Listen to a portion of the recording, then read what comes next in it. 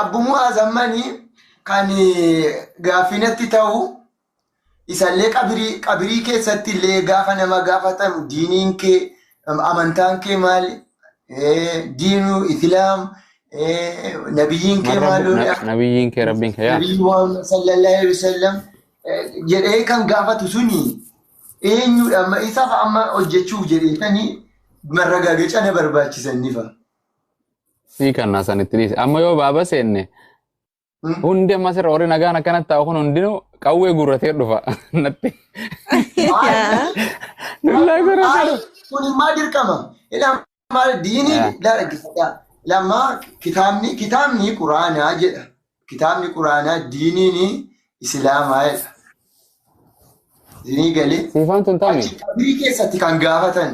Amma kan gaafatu sun Siifaan tun baay'eetti ani siifaan wallaale. Siifaan Arsii, siifaan Wallaggaa, siifaan biyya lafaa siifaan taate.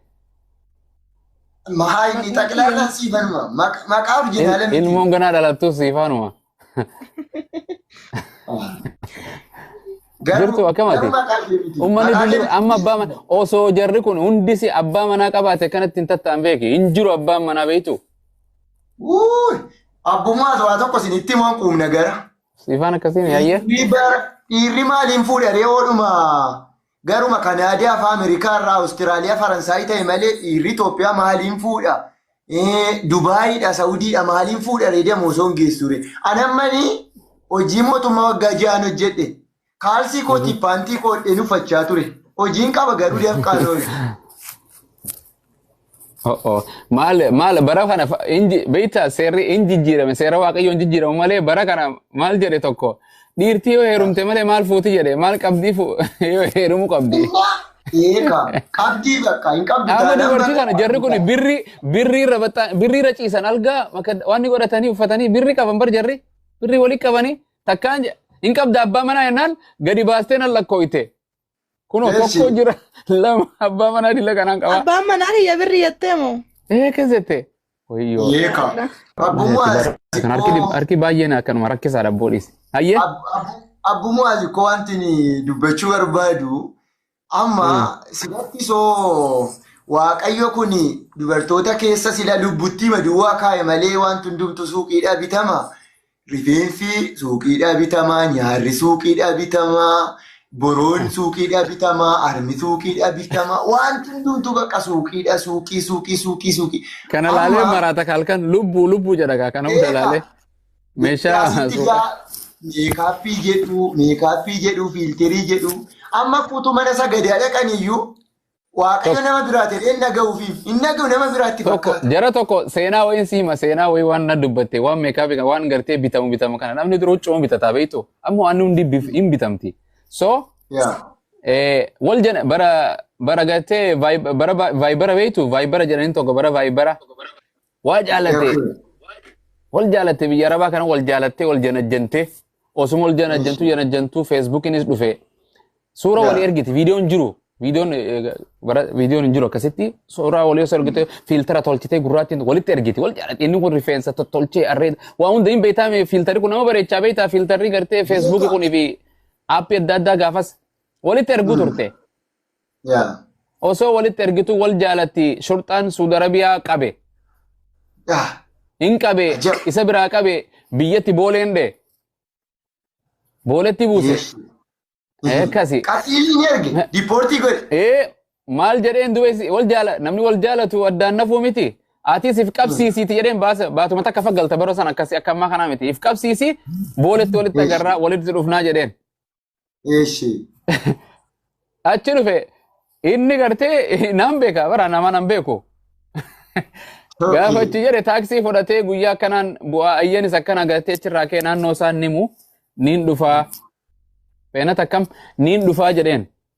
So duru Finfinnee keessa ji'a tokko maal ture ni aduun biyya sanii dhukkeerraa kaaftee akkana beeltitti buutee jijjiirame inni nama dhukkeerraa buute ka ciqaa fi dhukkee hojii laaqame.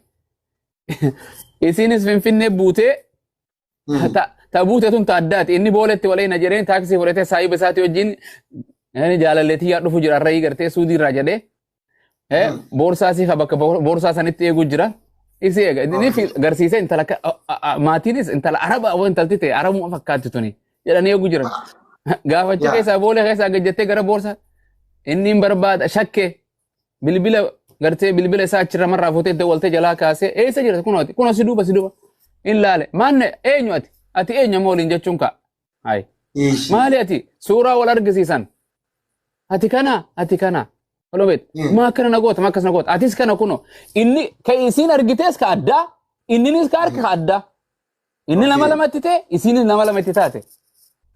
Achitti boorsaa si hunda guurratee bira akkana nagoota jedhee kute. Wali bu'anii araarsanii akkasii addaa deeman. So filtari kun nama baay'ee shawwadee jechuudha. Gartee kanuma gurraacha maka kiyyaa kana bareedaa kana godhee waa tolchaa bara. Namni masu filtaruma gagguura malee fi imbau normaliin imbau garte normaliin imbau garte isin sakkasi maaliko akka jedhaman jira fa tolchafa imbareedu jettee maalumaaf dhiphatta gaafa sargii keetii meekaappii dibatta jedhama amma ko kana godhachuun mataan isaa iyyuu cubbuudha kuni waaqayyo yuun gaafata alaaba akkana laal hidii sanatti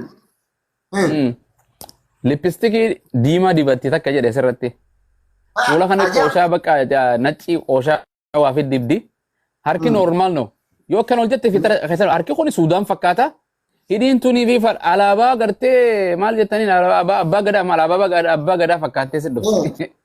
Alaabaa abbaa gadaa fakkaata. Maali ko qeessiyyuu ko. Dhiira tana rukutu qabnaa qoo hirra kunna. Qeensa gaafa gurguddifatan fa'aa akkamitti amma fakkeenyaaf shintibeetii fa'aa dhaqu hin jedhee manna qeensa yeroo itti hojjechiifan sana. Maal godha shintibeetiidha maal godha dabara kana gara deemanii beekaa namni. Rabbiin kun gaafata. Ananne tuffatte. Akkamitti jedhama namni ablee abbaa kudhan harka irratti godhatee cubee akkamitti deema mana fichaanii akkamitti dhaqa.